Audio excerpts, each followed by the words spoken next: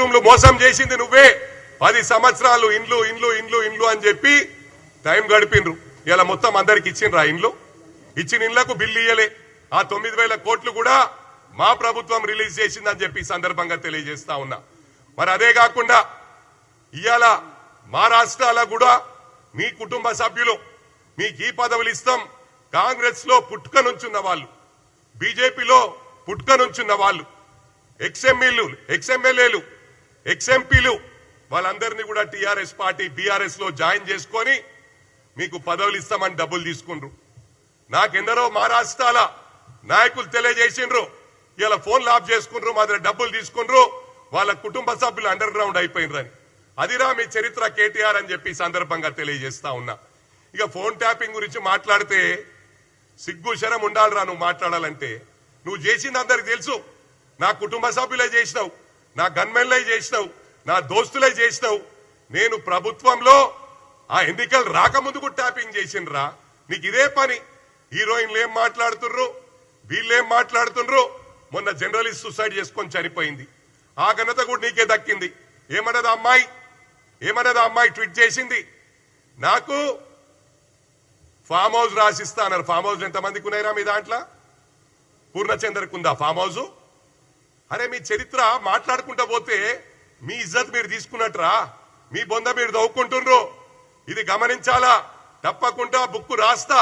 మీ 10 ఏళ్ల రాచకాలు మళ్ళీ అలా మీరు దళితుల్ని సంసారానికి మనకోకుండా చేసిర్రా. నేరల్ ఇన్సిడెంట్లా వాళ్ళు 10 సంవత్సరాల దాదాపు ఎక్కువ సమయము జైల్లోనే గడిపిండ్రు. ఆయన ఉష్కే మాఫియాకు అడ్డంగా వాళ్ళు ఉన్నారని చెప్పి ఆ రోజు పోలీసులను పెట్టి టోటల్ పవర్ ను మిస్యూజ్ చేసి దళితులను వాళ్ళ పైన 3rd డిగ్రీ యూజ్ చేసింది. ఆ ఘనత నీకు దక్కింది. నువ్వు ఏం చేసినావురా?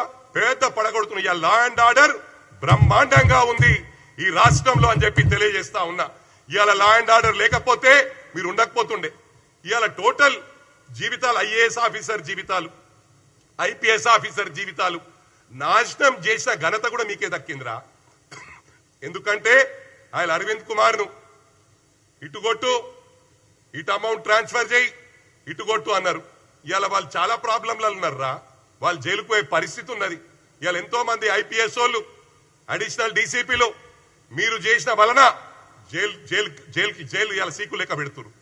అంటే తప్పకుండా నువ్వు కూడా లెక్క పెట్టే రోజులు వస్తాయి. మా గౌరవ ముఖ్యమంత్రి గారు మరి కేటీఆర్ కు, హరీష్ రావుకి ఇంత టైం ఎందుకు ఇస్తున్నారో తెలుస్తలేదు. మరి వందలాది ఎకరాలు ప్రభుత్వ భూమి మీ కేటీఆర్ కాన్స్టిట్యున్సీ, నీ కాన్స్టిట్యున్సీల రాబాయి, నీ కాన్స్టిట్యున్సీలా ప్రభుత్వ భూములు నీ బెనామీల పేర్ల మీద చేసినావు. కావాలంటే సందీప్ జా సిరిసిల్ల కలెక్టరు మొన్న రీసెంట్ గానే ప్రజలందరూ ఎవరైతే నీ బెనామీలు ఉన్నారో గవర్నమెంట్ హ్యాండ్ ఓవర్ చేసిండ్రు. ఇప్పుడు ఇవన్నీ తెలివారా నీకు?